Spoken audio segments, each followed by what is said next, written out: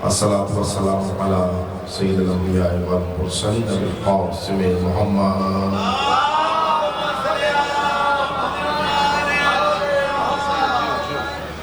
وعلی سید المطہر والامام المظفر والشجاع الغضنفر ابی شبیر مشور قاسم طوبہ سکر العارف المبین الناصر المعین السید الرضی الامام الوسیع الحاکم بالنصر الجبر مظہر العجائب ومنذر الغرائب ونقطۃ دائرۃ المطالب اسد اللہ غالب غالب علی کل غالب امام المشارق والمغارب وہو فرض الحاضر والغائب مولانا و مولا الثقلین امام بالحق والامیر المطلق بالحسنین امیر المومنین علی ابن ابی طالب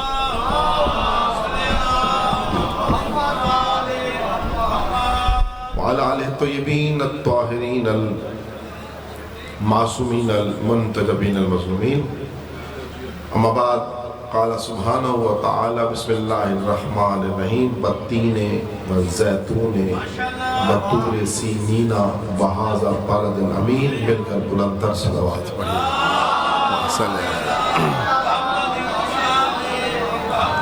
سامنے گرامی قدر مالک لم یزل آپ سب کا اس جشن عظیم میں بیٹھنا اور چل کر آنا اپنی بارگاہ میں قبول و منظور فرمائے بالخصوص جن افراد نے سادات نے غیر سادات نے مل کر جشن کا اہتمام کیا مالک ان کی توفیقات میں اضافہ فرمائے بالخصوص گیلانی خاندان مجتبیٰ گیلانی صاحب مالک انہیں شفاء کاملہ صحت و زندگی عطا فرمائے ان کے بھائی کو ان کے گھر والوں کو اور مجھے بھی بچے کی دعا کی صحت کے لیے کہا گیا تو مل کر دعا مانگے مالک آل محمد کے صدقے آج کے دن کے صدقے اس کو شفاء کاملہ و عاجلہ عطا فرمائے جتنے بندے میرے سامنے بیٹھے ہیں مالک دلوں کے بھید ہم سے زیادہ بہتر جانتا ہے جو ہماری سوچوں کو سوچوں سے پہلے پڑھ لیتا ہے بس اسی مالک کو واسطہ ہے کربلا والوں کا کہ جتنے یہاں بیٹھے ہیں سب کی دعا اپنے بارگاہ میں قبول و منظور فرما اور ہمارے آخری آقا و رہبر امام زمانہ دجال ظہور فرما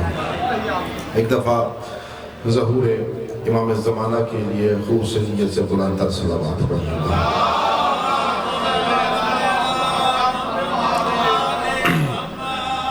سامنے گرامی قدر جشن کا موقع ہے جشن کا دن ہے اور مجھ سے پہلے پڑھنے والے بہت بہترین اپنے اپنے انداز سے عقیدتوں کے پھول نچھاور کرتے ہیں علامہ رفاقت علی نقوی شاہ صاحب تشریف فرمائیں ان سے بھی دعا لوں گا باقی جتنے باپ بیٹھے ہوئے ہیں آپ سے دعا بھی چاہوں گا اور توجہ بھی چاہوں گا خوش قسمت ہے علی کے ماننے والے ہیں کہ جن کے پاس جشن منانے والی ہستیاں موجود ہیں اس میں ریکارڈنگ ہو رہی ہے اچھا دھیان کرو ڈھیا نہ پوگے اگو بالکل نا لک مل گیا اچھا ہے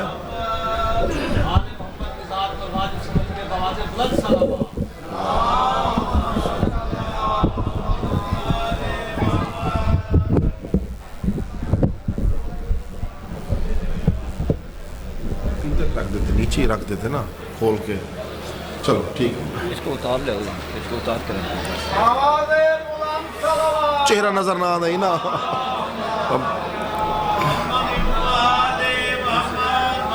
صحیح خوش قسمت ہے کہ جشن منائی بیٹھے ہیں اور منا رہے ہیں اور مناتے رہیں گے کیونکہ ہمارے سارے امام زندہ ہیں تیرا ایک بھی زندہ نہیں ہمارے تو 14 سننے والے ہیں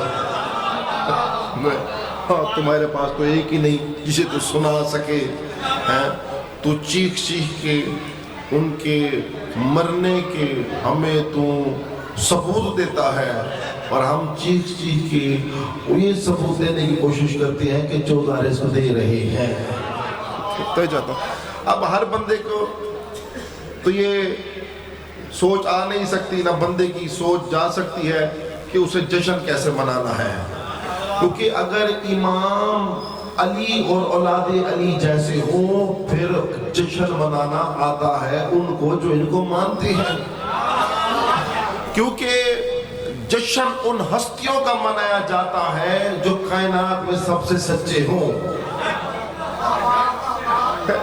سادہ جی گلن صحیح، جو کائنات میں کبریائی کے بعد سچ کے اعلیٰ منصب پر فائز ہو، بس جشن انہی کا منایا جائے گا۔ اور جنہوں نے جھوٹ کی بنیاد پر دنیا لینے کی کوشش کی، چاہے خزانہ بھرا چاہے سیٹ پر قبضہ کیا، ان کا جشن نہیں منایا جا سکتا۔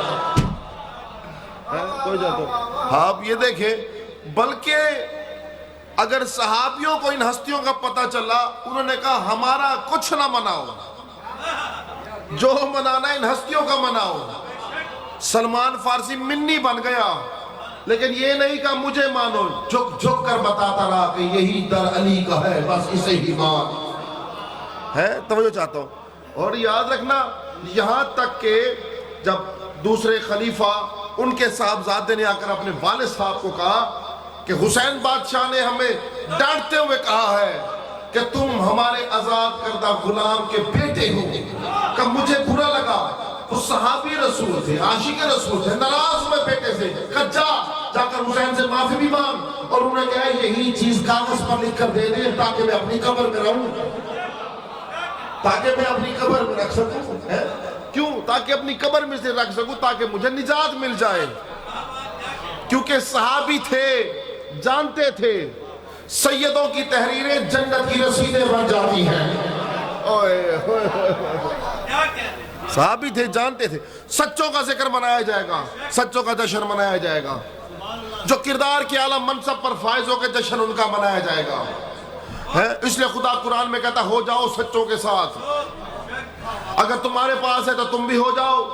ہمارے تو وہ سچے ہیں کہ جن کی تعریف اللہ کر رہا ہے، جن کی تعریف دنیا کرے وہ سچے نہیں ہوتے، ذکر جن کا اللہ کرے وہی سچے ہوتے ہیں۔ جن کی تعریف اللہ کر رہا ہو، ہم تو نہیں کسی کو کہتے زور زبردستی کہ آپ علی کو مانے، آپ حسن کو مانے، آپ حسین کو مانے۔ ہم کہتے ہیں آپ کے پاس ان جیسے ہیں تو لا کر دکھائیں، سودا برابر کا۔ بھائی ایک طرف آپ نئے ماڈل کا آئی فون رکھ دیں اور دوسری طرف آپ ایک عام سے فون رکھ دیں، بندے کو پتہ چل جائے گا کہ اس کی کوالٹی اچھی ہے، پروڈکٹ اچھی ہے، ریزلٹ اچھا ہے، چلنے والا بھی دیر تک ہے، اور دوسرے کا پتہ چلے نہ چلے۔ دنیا کا فون لینا ہو تو اتنی تحقیق کرتے ہو، اپنا امام ڈھونڈنا ہو پتہ ہی نہیں کرتا کہ باپ کون تھا ماں کیا تھی۔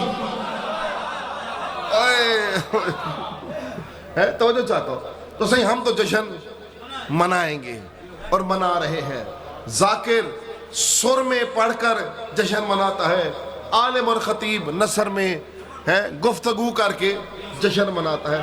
انداز اپنا اپنا ہے لیکن مقصد ایک ہے، ہر کوئی چاہتا ہے کہ مالک کی خوشنودی حاصل ہو، مالک کی خوشنودی حاصل ہو۔ اور دیکھیے آپ گھروں سے آئے ہوئے ہیں، بیٹھے ہوئے ہیں، ذکر سننے ہیں، کس کا آج کس کا ذکر سننے آئے ہیں؟ جو رسول کا نواسا ہے۔ تم مصطفیٰ سے پیار کرتے ہو، مصطفیٰ جس پر اپنی جان دیتا تھا اسے حسن بادشاہ کہتے ہیں۔ توجہ چاہتا ہوں، تم نے تو مصطفیٰ سے پیار کیا، یہ تو پوچھو کہ محمد کن سے پیار کرتے تھے۔ توجہ چاہتا ہوں، سرکار کے اپنے بیٹے تھے لیکن آئے دنیا میں چلے گئے، سرکار کو دل میں رنج تھا کہ میری اولاد نہیں ہے، کیونکہ نبوت کا سلسلہ آگے چلنا تھا۔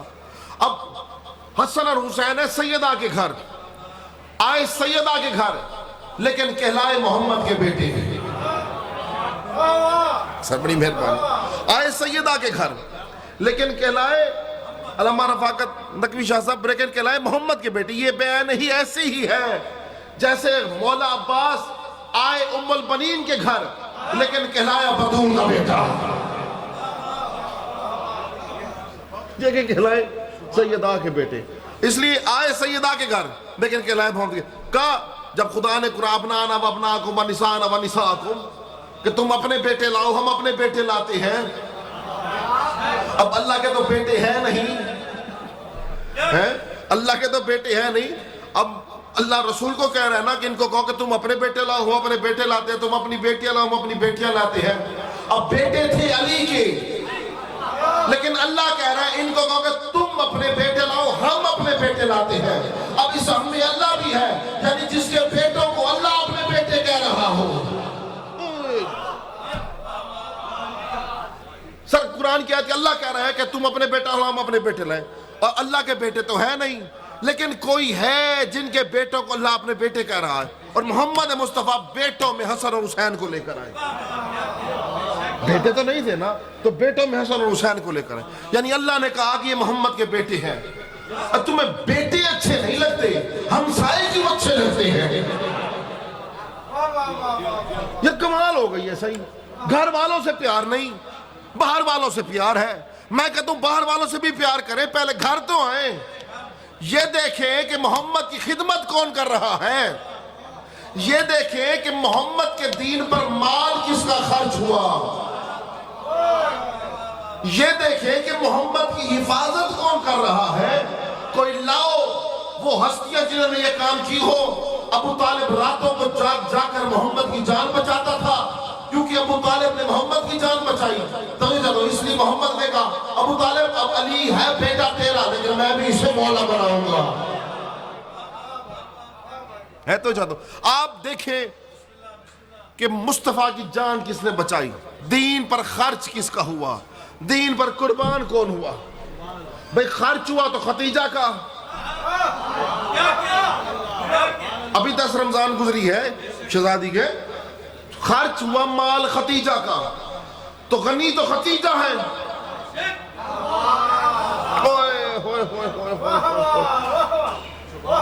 ایک مل کر بلند صلوات پڑھیے گا۔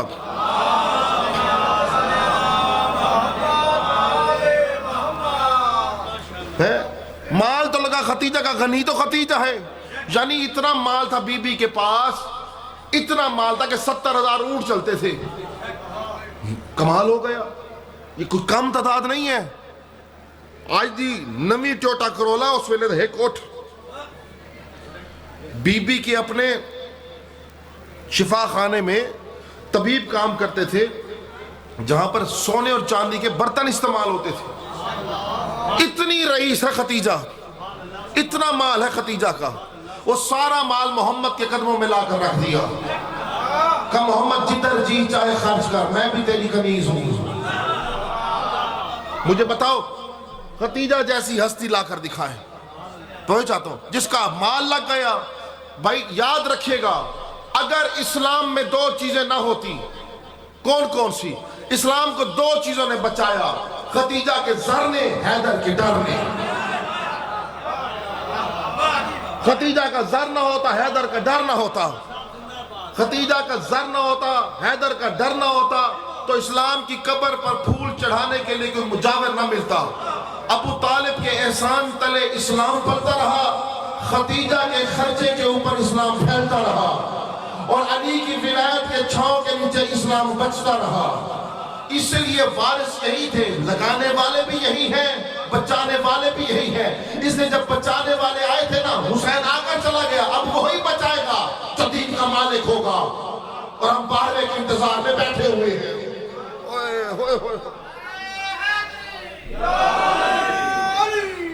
شہزادی کا سب کچھ لگ گیا، بی بی کا، اور یہ نام ہی نہیں لیتے، اور پھر کہتی ہے کہ جی اگر مصطفیٰ ختیجہ سے خود رشتہ مانگتے نا، یا تھکے نہ سنا، بیدار تھی کہ سنا ہے، اگر مصطفیٰ ختیجہ سے خود رشتہ مانگتے تو آج کا مولوی کہتا ہے کیونکہ ختیجہ رئیس تھی، دولت علی ہائی، تو مصطفیٰ نے دولت کو دے کر رشتہ بھیج دیا ہے۔ لیکن یہاں الٹ ہو گیا، خدا نے عورت کو دیا بکار، عورت کو دیا ناز، عورت پہل نہیں کرتی رشتے کے لیے۔ اگر لڑکی والوں نے کہیں رشتہ کروانا ہو، تیسرے بندے کو کہا جاتا ہے ہماری طرف سے ان کو کہو کہ پیغام بھیجیں۔ سر کمال ہو گئی ہے۔ صحیح، چاہے کسی بھی مسلک کی عورت ہو، کسی بھی مذہب کی عورت ہو، ہر مذہب نے، عیسائی مذہب میں بھی، حضرت عیسیٰ کے مذہب میں، توریت میں، زبور میں، انجیل میں عورت کو عزت دی گئی ہے، عورت پہل نہیں کرتی۔ اگر آپ نے کوئی رشتہ کہیں کرنا ہو اور لڑکی والے چاہتے ہو تو تیسرا کسی کو ڈالا جاتا ہے، کہتا ہے کہ ان کی طرف کہو کہ ہماری طرف توجہ کریں۔ لیکن ختیجہ نے کیا کیا؟ عظمت مصطفیٰ کی خاطر اپنے وقار کو کم کر دیا۔ اپنے وقار کو کم کر دیا اور یہ سوچا کہ کہیں دنیا محمد کو یہ نہ کہے کہ امیر سے رشتہ مانگا. بی بی نے اپنے وقار کو کم کر کے اپنا رشتہ خود بھجوایا. ادھر رشتہ بھجوانا تھا، یہ اللہ کی بات ہے. خدیجہ حل جزاء الاحسان بین الاحسان، احسان کا بدلہ احسان ہوتا ہے. آج تو نے عظمت مصطفیٰ کی خاطر اپنے مقام کو کم کیا. اب قیامت تک محمد کی شریعت میں اس وقت تک نکاح نہیں ہوگا جب تک عورت ہاں نہیں کرے گی.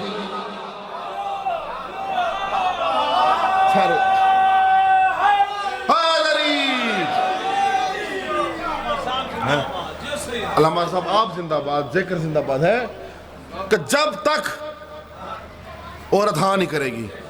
اور مولوی پہلے عورت سے پوچھے گا. یہ خدیجہ کا احسان ہے.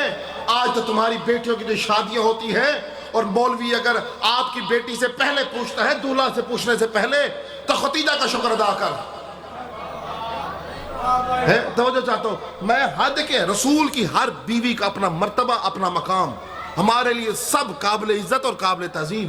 بھئی جو اللہ کی نظر میں قابل عزت ہوگی ہماری نظر میں بھی قابل عزت ہے. ہم کون ہیں کسی کے بارے میں توہین میں جملے کہیں؟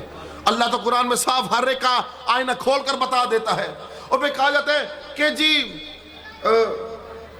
بی بی خدیجہ کنواری نہیں تھی، بیوہ تھی. میں کہتا ہوں بی بی بیوہ نہیں تھی، مولوی بیوہ ہو گیا ہے. یار تھوڑا جا بیدار تھی قسموں سے. مولوی بیوہ تھی گیا ہے.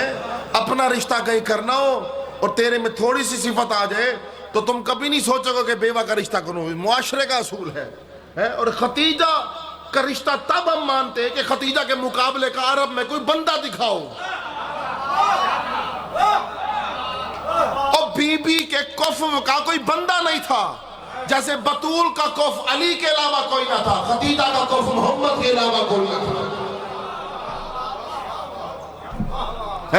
مجھے پورے عرب میں خدیجہ کے جوڑ کا بندہ دکھاؤ یا اس لیول کا، اس برابر کا کوئی کاروباری شخصیت دکھاؤ. کوئی نہیں. مکے میں تو قید سالی پڑتی تھی، کچھ ہوتا نہیں تھا. ان کا تو گزارا ایسے ہوتا تھا کہ جب خدیجہ کا مال واپس آتا تو یہ اس مال میں سے اپنا حصہ لوٹ لیتے تھے. پھر بھی خدیجہ کو فرق نہیں پڑتا تھا.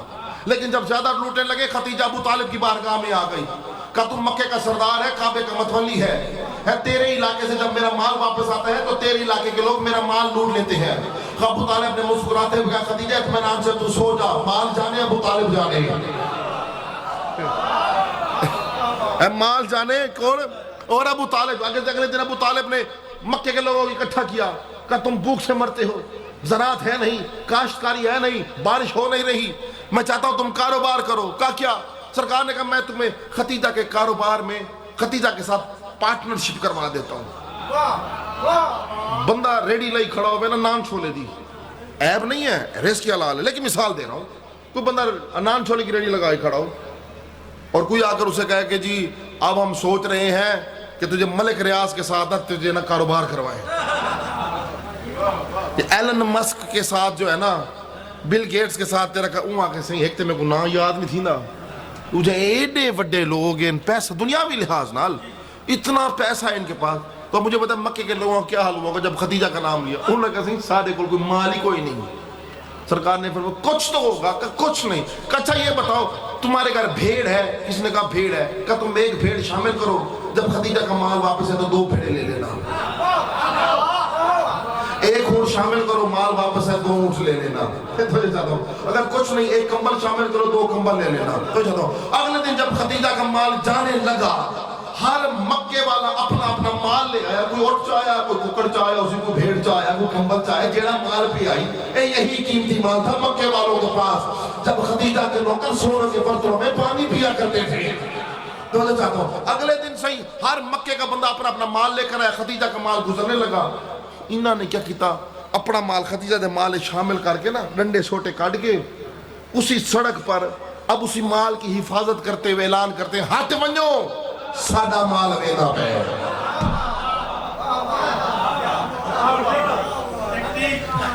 کیا سب بات ہے؟ ٹیکنیک سر ہے. جنہیں ایک ککڑ یا ایک اوٹ شامل تھی گیا، انہوں نے کہا ہٹو ساڈا مال جا رہا ہے.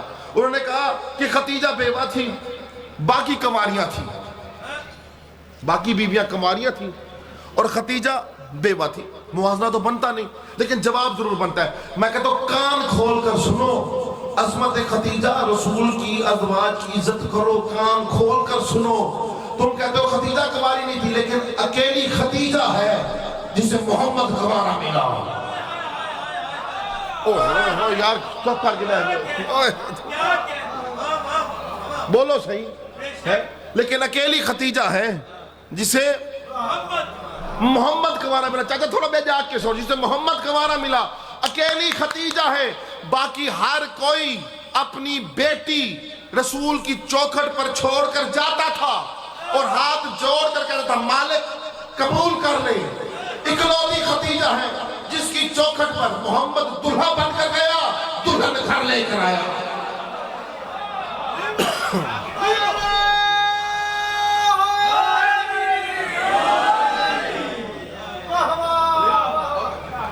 تو جی صحیح, اکیلی خدیجہ ہے کسی گھر مصطفیٰ دلہا بن کر گئے اور دلہن گھر لے کر آئے. 25 سال گزار دی نبی کے ساتھ ہیں تو چاہتا ہوں. اور جب بی بی موجود تھی, بی بی کے ہوتے ہوئے کوئی بی بی آ نہیں سکی, نہیں آ سکی.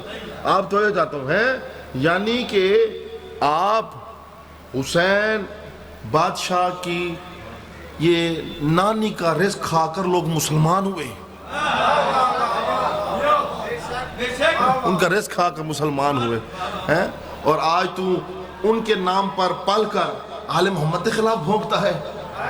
تو جو چاہتا ہوں, اور جب بی بی مال خرچ کرتی تھی نا تو روزانہ کیا کرتی, بی بی کا جو نوکر تھا نا اس کا نام تھا میسرہ, جسے ہم کہتے ہیں سیکٹری, پرسنل سیکٹری. میسرہ کا کام ہوتا تھا, توجہ ہے نا صحیح, میسرہ کا کام ہوتا تھا جب بی بی کا مال جاتا یہ سارا کیلکولیٹ کرتا, جب مال واپس آتا جتنا نفع نقصان ہوتا ہے بی بی کو بتاتا. تو جب بی بی کا مال لٹنا رک گیا ابو طالب کی وجہ سے, بی بی کو بڑا منافع ہوا. اگلے دن بی بی خدیجہ اپنی کنیزوں کے ساتھ ایک تھال لیے ہوئے آئی, ان میں شرفیں پڑی تھی. ابو طالب کی بارگاہ میں آئے. ابو طالب نے پوچھا بیٹی خیر سے آنا ہوا, کہا کہ آپ کی بصیرت کی وجہ سے ہمیں اس بار بہت فائدہ ہوا اور ہمارا مال بھی نہیں لٹا, یہ بدلے میں آپ کے لیے مال میں سے کچھ حصہ لائے ہیں. جیسے ہی کہا ابو طالب نے مسکرا کر کہا یاد رکھنا ہم بنی ہاشم کے لوگ ہیں, ہم احسان کر کے اجرت نہیں لیتے ہیں.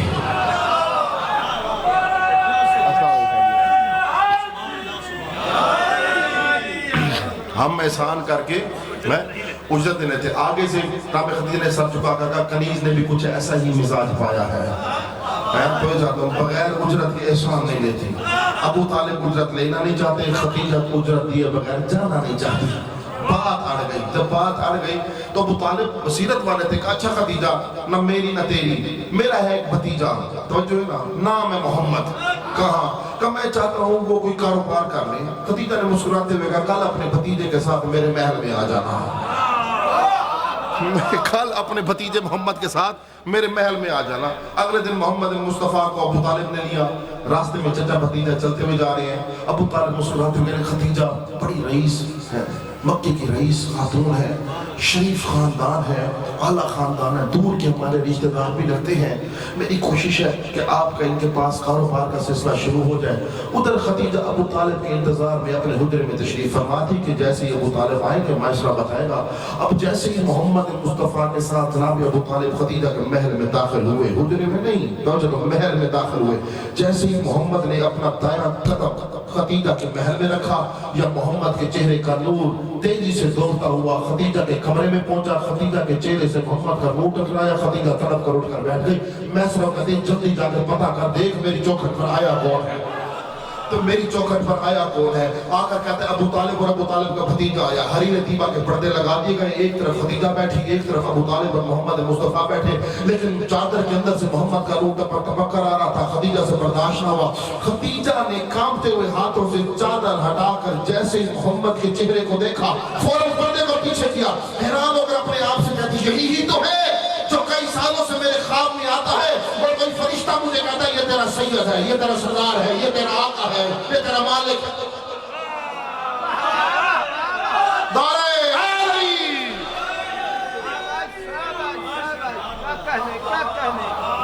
کیا کہنے مہربانی شکریہ شاہ صاحب، مالک آپ کو سلامت رکھیں. توجہ ہے نا سرکار، یہی تیرا آقا ہے، یہی تیرا توجہ گالی تو تھوڑی جی کہنے میں مکمل علی ہے، یہی تیرا آقا ہے، یہی تیرا سید ہے، یہی تیرا سردار ہے. اب پوچھا کیا حکم ہے؟ بی بی نے میسرہ کو کہا کہ میں ابو طالب کے بھتیجے محمد کو اس پورے مال کا مالک بنا کر بھیجتی ہوں. مال کا کیا بنا کر بھیجتی ہوں؟ مالک بنا کر بھیجتی ہوں. اب جب کہا نا مال کا مالک بنا کر بھیجتی ہوں، تو بی بی نے میسرہ کو بلایا. اب مال تیار ہوا نا، قافلہ جانا تھا یمن کی طرف تجارت کے لیے. جیسے قافلہ تیار ہوا، بی بی نے میسرہ کو بلایا. میسرہ سمجھ گیا بی بی نے کام بتانا ہے کہ نفع نقصان پر نظر کرنی ہے. بی بی نے کہا تجھے پتہ ہے میسرہ کیا کام کرنا ہے؟ کہا جی نفع نقصان پر نظر کرنی ہے، مال کتنا آ رہا ہے کتنا جا رہا ہے. کہا نہیں اس پر جا ضرور، لیکن یہ کام نہ کر. کرنا کیا ہے؟ کہ بس سائے کی طرح محمد کے ساتھ رہنا ہے، نفع نقصان کو چھوڑ بس اتنا بتانا محمد کھاتا کیسے ہے، محمد پیتا کیسے ہے، ہاں جی محمد اٹھتا کیسی ہے، محمد بیٹھتا کیسے ہے، محمد بولتا کیسے ہے، محمد چلتا کیسے ہے. صحیح آج بھی کس شریف گھرانے والوں نے اپنی بچوں کا رشتہ کرنا ہو نا، تو یہ چاہتا ہوں تو جب بھی وہ رشتہ کرنے لگے تو سب سے پہلے لڑکے کے عیب ڈھونڈے جاتے ہیں کہ لڑکے میں کوئی کمی بیشی تو نہیں. اب ختیجہ نے میسرہ کو بھیجا کہ محمد کے ساتھ رہو سائے کی طرح. یہ تو محمد مصطفیٰ تھے، خلق کا عظیم ہستی تھی.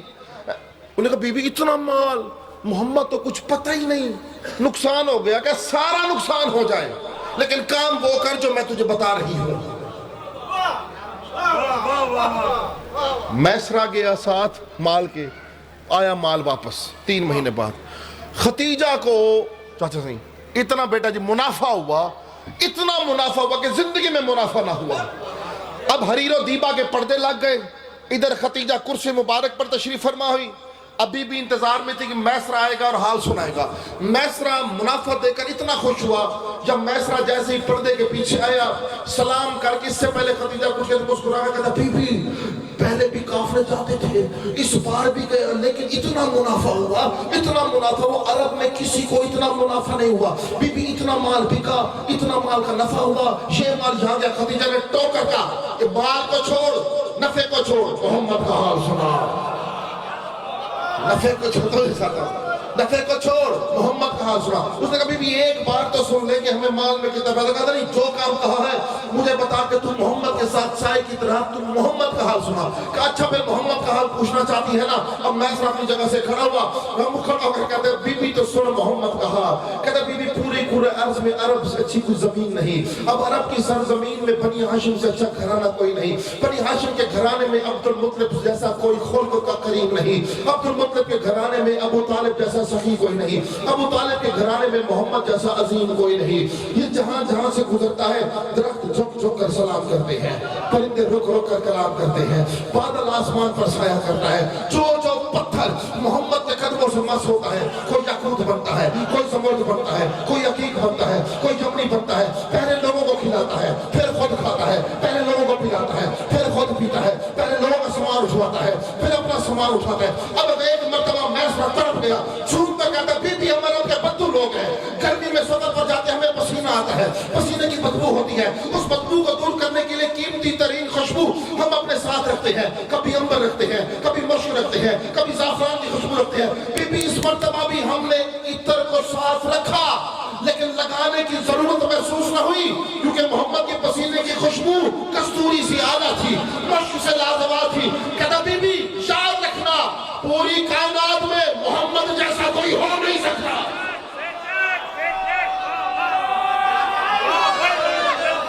مل کے نعرہ لاؤ، یاری میں اتنا کرو یار، دونوں بازو بلا کر ہے یاری. ٹھیک ہو گیا صحیح. بس آخری جملہ اور اجازت. ذاکر تشریف لے آئے صحیح، آپ کی بالکل وقت کو مد نظر رکھتے ہوئے صرف 1 سے 2 منٹ اور اجازت. تو ایسے کہا بی بی محمد جیسا کائنات میں کوئی عظیم نہیں. تو پھر بی بی نے کہا تھا میسرہ پھر میرا کام کر. کہا کیا؟ کہا شام کی یہ زمین بھی تیری، اتنے اونٹ بھی تیرے، وہاں کا مال بھی تیرا. کہا بی بی کام کیا ہے؟ کہا میرا رشتہ لے کے جا ابو طالب کے پاس، اور کہا میں آپ کے بھتیجے محمد سے شادی کرنا چاہتا ہوں. کیا کہنے سر، یہ ہیں عظمت خدیجۃ الکبریٰ. توجہ چاہتا ہوں، شادی کرنا چاہتا ہوں. میسرہ آگے سے جھوم کر ہاتھ جوڑ کہتا ہے بی بی انعام کم ہے کام بڑا ہے. کہ پھر کیا مانگتا ہے کہ تم محمد کا رشتہ منگوا رہی ہے، کم از کم جنت کی ضمانت دے. توجہ کرا ہے سر. میں جتو ٹودا جشن دے پڑھنا ہی مولا حسن بادشاہ تے گال دی میں چل پئی، کیونکہ اب رشتہ میسرہ لے کر گیا ابو طالب کے پاس ہے کہ ختیجہ شادی کرنا چاہتی. ابو طالب نے کہا میں محمد کا فیصلہ نہیں کر سکتا، محمد اپنا فیصلہ خود کرے گا. توجہ سر، بڑی مہربانی، بدے ہاتھ لکھا ہے سر اتوارے کو دعا کے، محمد اپنا فیصلہ خود کریں گے کہ آپ شادی کرنا چاہتی ہیں. اب ابو طالب نے جب بھیجا میسرہ کو محمد کے پاس، کہا خدیجہ آپ سے شادی کرنا چاہتی ہیں. ابو طالب نے بھی پیغام پہنچوایا کہ خدیجہ آپ سے شادی کرنا چاہتی ہے، آپ کا کیا خیال ہے؟ اب محمد مصطفیٰ وہ جس کے لیے اللہ کہتا ہے بما جنتکم عن الہواء ان هو الا وحی. محمد کی زبان میں محمد نہیں بولتا، اللہ بولتا ہے. توجہ اگلے بندے، محمد کی زبان میں محمد نطق نہیں کرتا، اللہ نطق کرتا ہے. یعنی محمد میں محمد نہیں، اللہ بولتا ہے. اب محمد مصطفیٰ سے جب پوچھا گیا کہ خدیجہ آپ سے شادی کرنا چاہتی ہے، آپ کیا کہتے ہیں؟ اب وہ بولا جس کی زبان پر اللہ بولتا ہے کہ جیسے میرے چچا ابو طالب کہیں گے،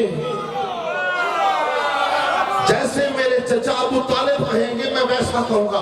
آپ نے توجہ نہیں، یہ محمد نہیں، اللہ ابو طالب سے پوچھ رہا تھا کہ محمد خدیجہ سے شادی کرے.